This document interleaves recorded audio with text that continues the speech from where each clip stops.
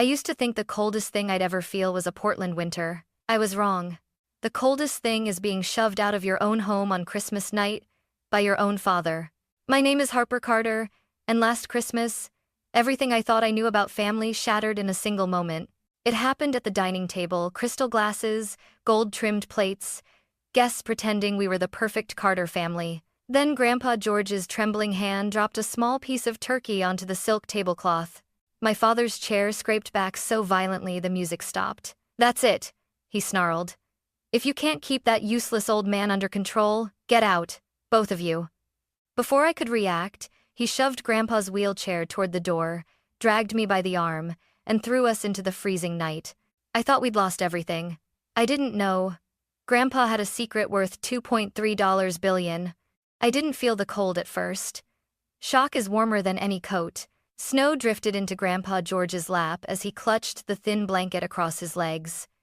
His breathing turned quick and shallow the way it always did when he was scared but trying not to show it. "Harper, are you all right?" he whispered. I wasn't, but I nodded anyway. Behind us, through the frosted windows of the mansion, laughter continued as if nothing had happened, as if a man in a wheelchair and his daughter had not just been thrown out like garbage. I pounded on the door. "Dad, open the door. Grandpa could freeze out here." Inside, I heard clinking glasses. Someone asked, "What's happening?" Then my father's voice, cold and sharp. "Nothing. Just taking the trash out." Trash. He meant us. My throat tightened, a burn rising behind my eyes, but I forced myself to stay steady for Grandpa's sake. "Come on," I said, kneeling beside his chair. "I'll take you home." He reached out, resting his shaking hand on my shoulder. "I'm sorry," he whispered. "I never wanted you to see this." But I had. I saw everything: his humiliation, my father's cruelty, the guests pretending they didn't notice. As I pushed his wheelchair down the icy driveway, snow crunching under my boots, one thought sank deep into my chest like a stone. This wasn't my family anymore. Not after tonight, and I had no idea that losing them was the first step toward discovering a truth worth $2.3 billion. The moment we reached my tiny apartment on Hawthorne Street, the heater died again. It greeted us with its usual cough, 2 weak clicks, then silence. Perfect. I rushed to wheel Grandpa George inside, rubbing his cold hands between mine. "Sit tight, Grandpa. I'll warm the kettle." He nodded, trying to smile. "I've survived worse, Harper." But his lips were turning blue. The apartment was embarrassingly small: peeling paint, a sagging couch, a kitchenette with a flickering bulb. Everything looked even worse compared to my father's chandelier-filled mansion. I caught Grandpa scanning the room. Not judging, just hurting. "Harper," he said softly, "I shouldn't be here. I'm a burden. Put me in a nursing." "No." The word came out like a slap. I knelt in front of him, gripping his frail hands. "You're not going anywhere. You're staying with me." His eyes glistened. That night, I heated leftovers from my shift at the diner, half a roasted chicken and mashed potatoes I'd packed because I knew we might need them. I fed him slowly, watching his hands tremble as he tried to lift the fork. "Harper, you're working too much." "I'm fine." That was a lie. I worked morning shifts at the diner, then stocked shelves at the supermarket until midnight. My legs ached constantly. My hands were cracked from hot water and cheap soap, and sleep came in thin, uneven scraps. But what choice did I have? Rent, medication, food. Everything doubled the moment Grandpa moved in. At 2 a.m., after washing the last dish, I collapsed onto the small cot beside his wheelchair. Grandpa reached down, brushing a loose strand of hair from my face. "You shouldn't sacrifice your life for me," he whispered. I swallowed hard. "I'm not sacrificing anything. You're my only real family." A tear fell down his wrinkled cheek.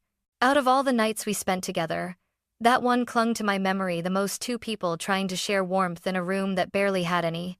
2 people abandoned, but holding on to each other. I thought this was the lowest point of our lives. But we were only standing at the edge of a much bigger truth, one that would flip everything we knew upside down. It was a rare Sunday morning when I wasn't rushing to work. I was washing dishes when Grandpa cleared his throat. "Harper," he said, voice oddly steady, "can you drive me somewhere today?" I froze. He hadn't asked to go anywhere in weeks, not since Dad threw us out. "Where?" I asked. "You'll see."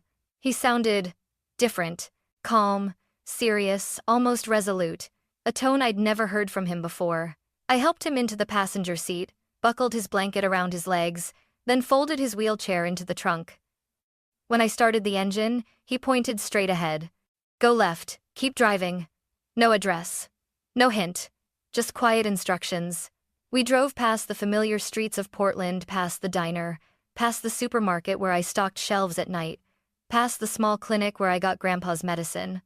Then the scenery changed. The houses grew larger, the sidewalks cleaner, the cars sleeker. Grandpa, where are we going? I asked again. He didn't answer, just gently laid a hand on mine. Trust me, Harper. Finally, we reached an iron gate that looked like it belonged to a historic estate. Tall, black, and carved with intricate patterns. I slowed the car. Grandpa, this is someone's mansion. Before I could finish, the gate swung open. Automatically. 2 guards stepped out, straightened their uniforms, and bowed. To my grandfather. My jaw dropped. What the hell is happening? One guard said.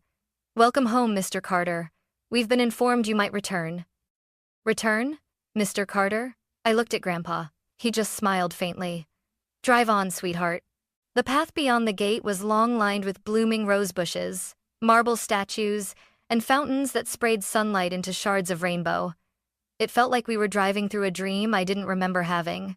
At the end of the path stood a mansion so enormous I thought it was a hotel, at first. White stone walls, red-tiled roofs, arched windows gleaming under the afternoon sun. I slammed the brakes without meaning to. Grandpa. My voice cracked. Whose house is this? He looked at me, eyes warm and impossibly sad. Ours. The front doors burst open. A woman in a black uniform, elegant, severe, rushed out. She dropped to her knees in front of Grandpa's wheelchair as I helped him out of the car. Master George, you're back. Her voice broke. We have waited so many years. Master George? I stared at Grandpa like I was seeing him for the first time. Grandpa, I whispered. What is going on? He placed a trembling hand over mine. Inside, Harper. It's time you learned the truth your father stole from both of us. My heart hammered in my chest. I had no idea, but the life I thought I knew was about to be rewritten from the ground up. The inside of the mansion didn't feel real. Crystal chandeliers glittered above us like frozen galaxies. Marble floors stretched farther than the entire width of my apartment. Dozens, literally dozens of staff lined the hallway, heads bowed as Grandpa's wheelchair passed. Good afternoon, Master George. Welcome home, sir. It's an honor to see you again. I swallowed hard. Grandpa, why are they calling you that? He didn't answer. Not yet. He led me well. I pushed him into a massive office with floor-to-ceiling windows overlooking rolling hills and a lake I didn't even know existed in Oregon. The room smelled like pine wood, leather, and something older, heavier. Sit, Harper, he said quietly. I sat across from him at a mahogany desk the size of my entire bedroom. For a moment, he just looked at me, really looked, his eyes glassy but steady. I should have told you long ago, he began, voice rough. But your father robbed you of the truth before you were even born. My breath hitched. My father? Grandpa nodded slowly. Thomas wasn't always cruel. But greed changes people. And it changed him long before he ever had you. I leaned forward. Grandpa, tell me everything. He inhaled sharply as if pulling air straight out of the past. The beginning of the truth. 40 years ago, he said, I built a company from nothing. Carter Estates Group. Hotels, luxury apartments, timberland, commercial complexes, you name it. He paused, eyes drifting to a framed blueprint on the wall. By the time your father turned 30, the company was worth nearly $1 billion. I made him CFO. I trusted him with everything. My heart dropped. I already saw where this was going. He started leaking deals, Grandpa continued, giving competitors access to our blueprints, funneled money into private accounts, all behind my back. I clutched the arms of my chair. He stole from you? He did worse, Grandpa whispered. He signed documents in my name, forged approvals, buried evidence, and when I confronted him, Grandpa paused, his fingers trembling. He told me the company would be better off when the old man finally dies. My stomach twisted. Grandpa. That night, he said quietly, my car was run off the road.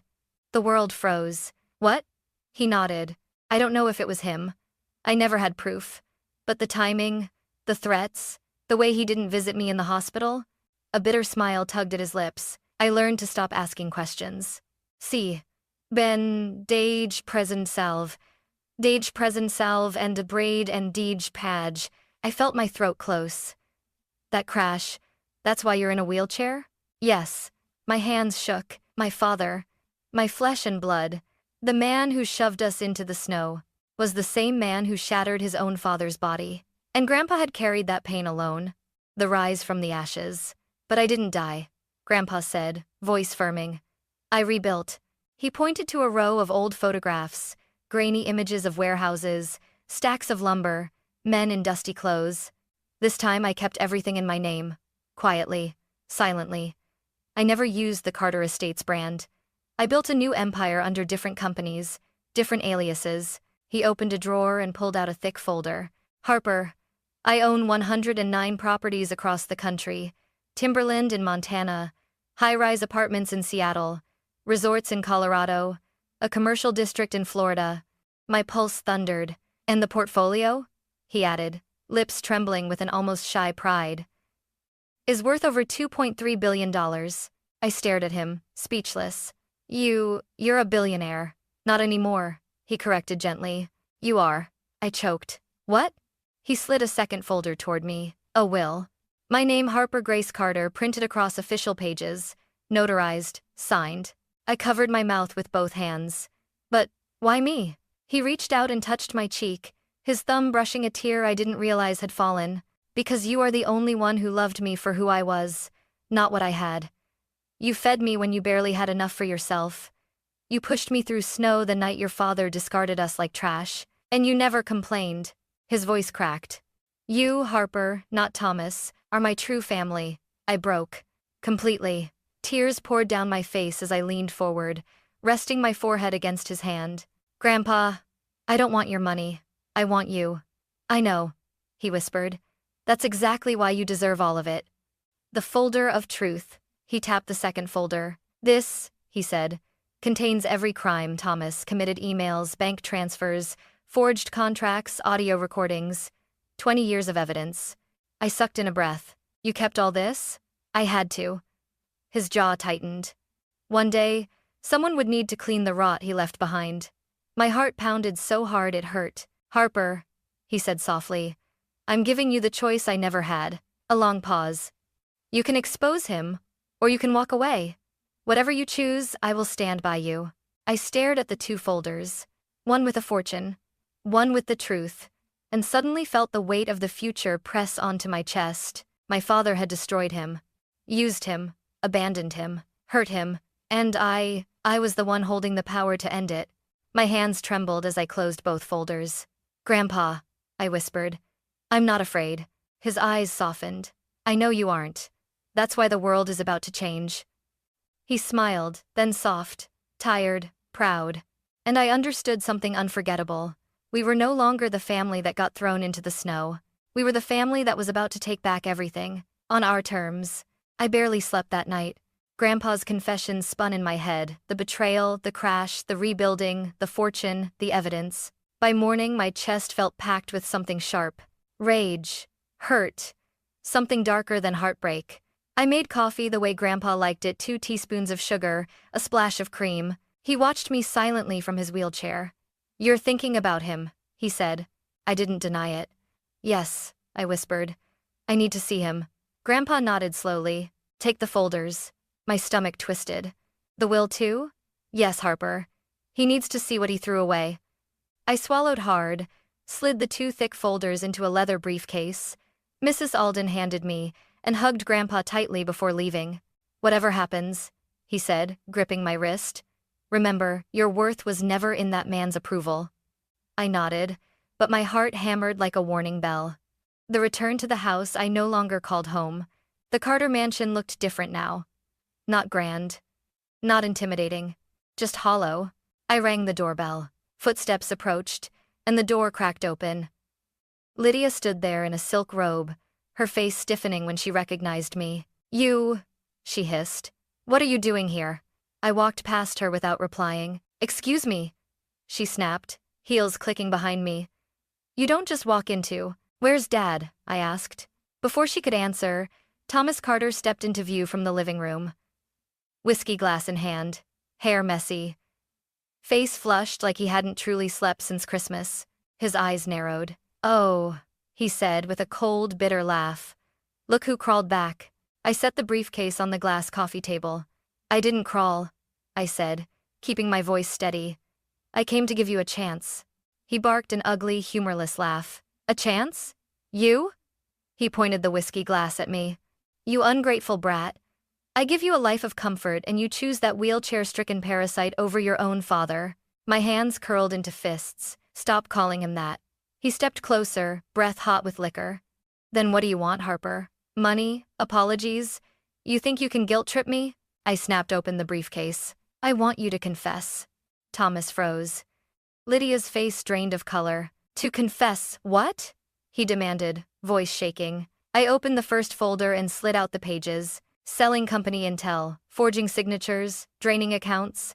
"Dad, this is 20 years of theft." His nostrils flared. "That old man lied to you. He has proof. That's forged." I slammed my hand on the table. "Then explain the bank transfers you signed." Lydia gasped quietly. I flipped to another section. "Or the emails you sent to competitors." He snatched a page from my hand, eyes scanning the lines. His hands shook. "Fake," he muttered. "All fake." Then the bomb hit. I pulled out a USB drive. "And the recordings of you saying you wished he'd die so you could run things properly? Also fake?"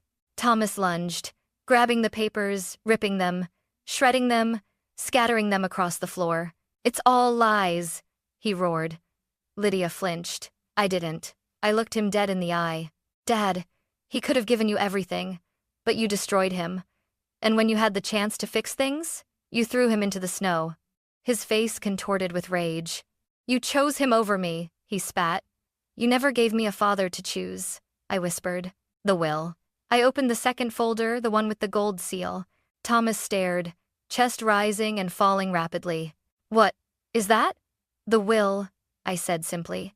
"For what?" "For everything he owns." He snorted. "Who cares? What does that old man even have? A disability check? A rusty chair?" I slid the top page toward him. His eyes fell on the number. $2,301,450,000 and 109 properties. The color drained from his face so fast he looked sick. "No," he whispered. "No, this is a trick." "It's not." His jaw clenched, breath hitching. He gave this to you?" "To me," I confirmed. "Not to me?" he demanded, voice cracking. "I'm his son." "You also tried to destroy everything he built," I shot back. "Grandpa said you stopped being family long before I was born." Thomas staggered back like the words physically hit him. Lydia grabbed his arm. "Thomas, say something. She can't take all that. You're the heir. You're his blood." I shook my head slowly. "He chose character, not blood." His eyes filled with something I'd never seen in him before: fear. Real fear. The breaking point. "You listen to me," Thomas growled, stepping so close I could smell the alcohol on his breath. "If you take this to the police, if you ruin me, I swear to God, Harper." I stood up, meeting him eye to eye. "You what?" I said quietly. "You'll throw me into the snow again? You'll break what's left of this family? You already did." He froze. I gathered the papers slowly, deliberately. "This was your last chance." "No," he whispered, voice trembling. "Harper, you can't do this. I'm your father." I zipped the briefcase shut. "You stopped being my father the moment you threw us out into the cold. Had is not what I've wanted for and." Lydia sobbed. Thomas reached for me, but I stepped back. "Goodbye," I said. Then I walked out, past the chandelier, past the velvet curtains, past the house that never felt like home. Behind me, I heard something crash. Maybe the whiskey glass. Maybe something else breaking. I didn't turn back. For the first time in my life, I wasn't the one afraid. He was. Because he knew. I now held the truth that could bring his entire world crashing down. And I was done protecting monsters. I drove straight to the office of my childhood friend, Michael Graves, now a federal prosecutor. The moment he saw the briefcase in my hands, his expression shifted from casual curiosity to alarm. "Harper," he said slowly, "what's in there?" I placed the briefcase on his desk. "Everything," I whispered. He opened it, 5 minutes later, he wasn't breathing. 10 minutes later, he was cursing under his breath. Jesus Christ, he muttered, flipping through the forged contracts. This isn't embezzlement. This is corporate sabotage. Wire fraud, federal tax crimes, decades worth. He looked at me sharply. Your father is going to prison. I swallowed hard. I know. Michael leaned forward. Once I file this, there's no going back, Harper. You ready? I closed my eyes. Grandpa George's trembling hands. The snow. My father's voice. Take the trash out. I opened my eyes. Do it. The raid. 3 days later, the world shifted. I was in Grandpa's mansion, reading to him in the garden, when Mrs. Alden rushed outside holding a tablet. Miss Harper, you need to see this. The headline exploded across the screen. Breaking news. FBI raid Carter Holdings headquarters. My heart slammed against my ribs. Footage showed agents in navy jackets storming through the glass lobby of Carter Holdings, yellow tape blocking the entrance. Employees herded outside, confused and frightened. Boxes, computers, hard drives, all seized. Then the camera cut, and there he was. Thomas Carter, my father, his hands cuffed behind his back as 2 federal agents marched him through the crowd. His expensive coat hung crooked, hair disheveled, face drained of all color. The reporters swarmed him like bees. Mr. Carter, are you aware of the charges? Did you steal from your own father? Do you deny forging documents? Is it true your daughter turned in evidence? Thomas didn't answer. He couldn't. His mouth was frozen halfway open, shock gripping every feature. When he finally looked up, his eyes found the camera, found me. For a split second, his expression twisted rage, betrayal, fear, all tangled into one painful grimace. Then he was shoved into the back of the cruiser. The door slammed shut. Sirens screamed. The camera zoomed in on his empty whiskey glass still sitting on his office desk. The fall of Thomas Carter had begun. The mother steps into the fire. The next day, Lydia arrived at the federal building in oversized sunglasses, wrapped in a designer coat like it could hide her guilt. Reporters were merciless. Mrs. Carter, did you help your husband? Are you aware your home is being seized? Did you lie on tax documents? Do you blame your stepdaughter? Lydia trembled, mascara streaking down her face. She's lying, she cried. Harper is trying to ruin us. My husband is innocent. An agent opened the door. Mrs. Carter, step inside. Her screams echoed long after the door shut, face to face on national TV. That evening, every major news channel ran the same segment. The Carter empire collapses. They listed everything: fraud, embezzlement, contract forgery, asset manipulation, tax evasion, attempted corporate sabotage. My father's face appeared beneath the captions like a warning. Carter Holdings, all assets frozen, investigation underway, and then, anonymous sources say the evidence was submitted by Thomas Carter's own daughter. My phone buzzed relentlessly. Texts, calls, voicemails. I didn't answer any. Instead, I sat beside Grandpa on the couch as he watched silently, his hands gripping the armrests. When Thomas's mugshot flashed on the screen, Grandpa closed his eyes, not in satisfaction, not in triumph, but in grief. My son, he whispered, voice cracking, could have chosen honesty. He could have chosen family. But he chose greed, Harper. And greed always collapses. I put my hand over his. He hurt you, Grandpa. He hurt us both. You didn't deserve any of it. He nodded, tears slipping down his cheeks. You did the right thing, he whispered. You saved the legacy he tried to destroy. I held him gently as he cried. For the first time, he wasn't crying out of pain, but out of release. The house that once rejected us. That night, I drove past the Carter mansion. It looked smaller. Police cars lined the driveway. Officers carried boxes of documents and equipment through the front door. A large notice was taped across the glass. Property seized by federal order. For a moment, I felt nothing. Then, unexpectedly, I felt sorry. Sorry for the little girl inside me who had once believed her father could be kind. Sorry for the boy my father must have been before greed took him. Sorry for the family we never had. But I didn't stop. I didn't go inside. I didn't look back. I drove home to Grandpa, to safety, to truth, to the life my father had thrown away. And tomorrow would bring consequences no one in the Carter family could ever escape. The trial began 2 months later. Winter melted into a wet, gray spring.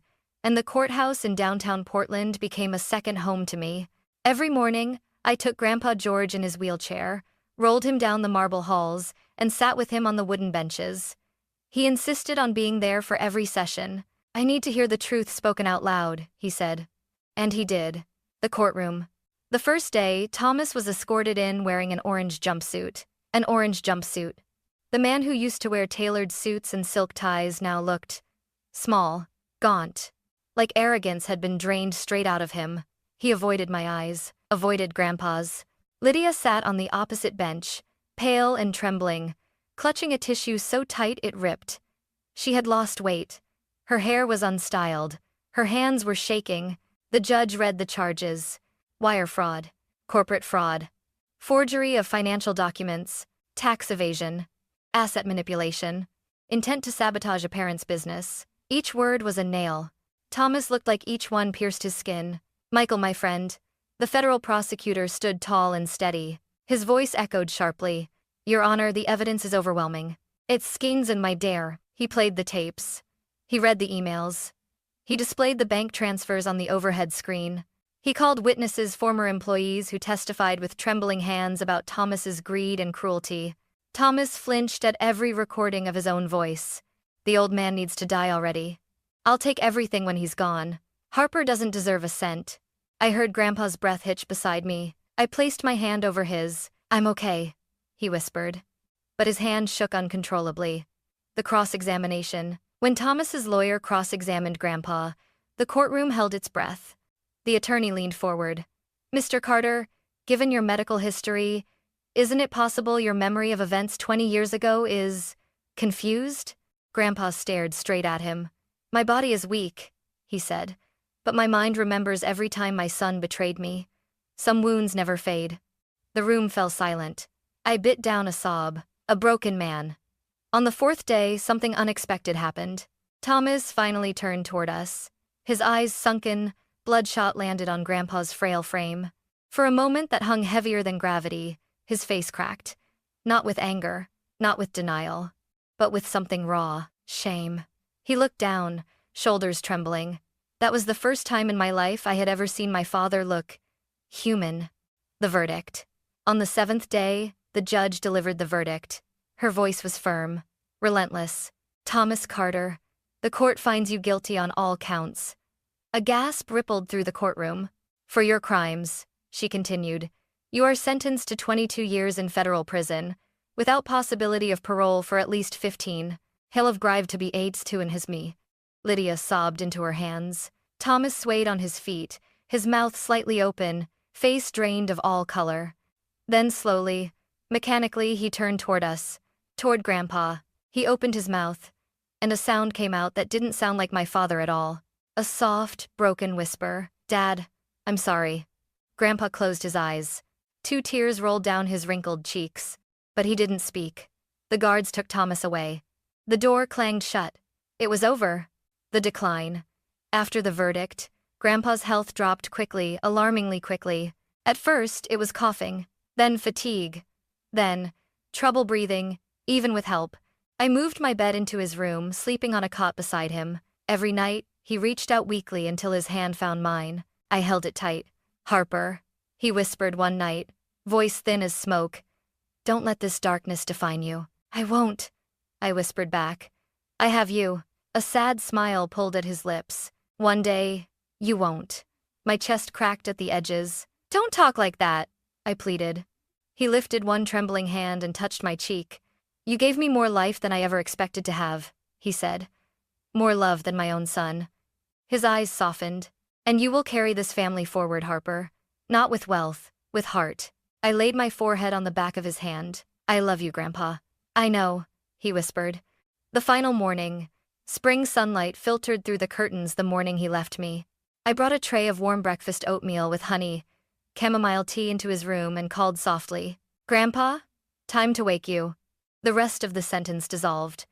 He was lying peacefully, eyes closed, a faint smile on his lips. One hand still reached toward the side of the bed, the place where my cot usually was. I took his hand and held it against my forehead, sobbing silently. "Thank you," I whispered, "for everything." He'd passed gently, peacefully. A man who lived through betrayal, rebuilt an empire from ashes, and chose love over blood, finally rested. The funeral. I kept his funeral small just as he wanted. No marble coffin, no reporters, no corporate displays, just a pine casket, simple white flowers, and the people he helped over decades. Hundreds came. Former employees, now gray-haired, neighbors from his old warehouse, workers from timber mills, a hotel maid who burst into tears when she saw his photo. They all said the same thing. Mr. Carter saved me. He paid for my son's school. He fixed my roof and refused payment. He was the kindest man I ever met. I stood there, shaking, unable to speak. Someone hugged me and whispered, "You're just like him." That broke me again. The legacy begins. 3 days later, the family attorney read the will officially. When he said my name as the sole heir of $2.3 billion, a hush fell over the room. Executives bowed their heads. Old workers cried openly. Mrs. Alden placed a hand over her heart. I didn't feel powerful. I didn't feel rich. I felt responsible. Deeply, painfully responsible. I went home to Grandpa's empty room that night, touched the armrest of his wheelchair, and whispered, "I won't let you down." A breeze blew through the open window. Maybe just the wind. Maybe him. Either way, I felt less alone. Grief comes in waves. Some days, it hit me like a truck the moment I woke up. Some nights, it crept in quietly, settling on my chest until I couldn't breathe. The mansion felt too big without Grandpa George. His wheelchair empty, his tea mug still on the counter, his laugh echoing in corners my father never filled. I spent weeks working through legal documents, transitioning assets, and meeting with boards Grandpa once led from the shadows. Everyone looked at me with a mix of awe and uncertainty. A 8-year-old girl. Suddenly, the head of an empire. But I wasn't scared. Because Grandpa left me something more powerful than money. A blueprint for how to live. I renamed everything Carter Legacy Group. New logo. New mission statement. New policies. The first thing I implemented. Paid scholarships for young workers from struggling families. Grandpa always believed talent shouldn't be chained by poverty. The second thing. Strict ethics training. No more greed. No more exploitation. And the third. Every employee, from janitors to executives, would be treated with dignity. It wasn't about rewriting the past. It was about building the future Grandpa never got to see. I met Ethan Blake by accident. He was an architect consulting for one of our renovation projects. Tall, soft-eyed, with a calm presence that felt like oxygen after months of emotional suffocation. On our first meeting, he looked at me, not my title, not my money, me. "You look exhausted," he said gently. "When's the last time you slept?" I laughed for the first time in weeks. Something warmed inside me. We began having coffee after meetings, talking about design, life, grief, hope. He never pushed, never pried. He simply stayed. One evening, as we walked through the rose garden Grandpa loved, Ethan paused. "You're carrying so much alone," he murmured. "I can handle it," I said. "I know you can," he replied, "but you don't have to." And just like that, a crack in my armor let light in. Over the next year, we built something gentle, steady, real. The following spring, we welcomed our son, Henry Blake Carter. I cried when I held him, not out of fear, but because it felt like life had finally come full circle. I whispered into his tiny ear, "You'll know who your great-grandfather was. I'll make sure of it." On the anniversary of Grandpa's passing, we held the first ever George Carter Honor Scholarship ceremony. The hall was filled with hundreds of young people, kids from broken homes, kids abandoned by their parents, kids who worked 2 jobs the way I once did. As I stepped onto the stage, the lights brightened. Faces looked up at me with hope. My throat tightened. But when I glanced at the enormous portrait of Grandpa, the same soft smile, the same warm eyes, my fear dissolved. I spoke from my heart. Last year on Christmas, my father threw me and my grandfather out into the snow. He shoved a wheelchair-bound old man into the freezing night because he thought appearances mattered more than people. Because he believed kindness was weakness. He believed money defined worth. He believed family was something he could control. I paused, breath shaking. He was wrong. The hall went silent. My grandfather, George Carter, survived betrayal, poverty, disability, and decades of silence. And yet, he chose kindness every single time. He built an empire not from greed, but from patience. Not from cruelty, but from integrity. I looked at the students, some wiping tears. He left me $2.3 billion, but that's not the inheritance that changed my life. The real inheritance was this: if you keep your dignity and kindness, you will never be empty-handed. A wave of emotion swept the room. You may have nothing today. You may feel abandoned. You may think the world has thrown you into the cold. I know how that feels. But listen to me. You can rebuild everything. Not out of anger, but out of heart. I smiled through my tears. My grandfather believed in second chances, and this scholarship is his second chance living on through all of you. The applause that followed was not polite. It was thunderous, raw, healing. I stepped down from the stage, and dozens of students hugged me. They cried. I cried. In that moment, I felt Grandpa beside me. In every heartbeat, every trembling inhale, every spark of hope lighting up the room. Late that night, I walked alone through the rose garden, Henry asleep in Ethan's arms back home. The roses were the deepest red I had ever seen. I stopped beside Grandpa's favorite bench, traced my fingers over the carving Ethan made for me. In honor of George Carter, a builder of hearts. A breeze rustled the petals. Grandpa, I whispered, I hope I made you proud. For a moment, just a moment, I felt a warmth on my shoulder. Maybe the wind. Maybe something else. Either way, I knew. He never truly left me. And he never would.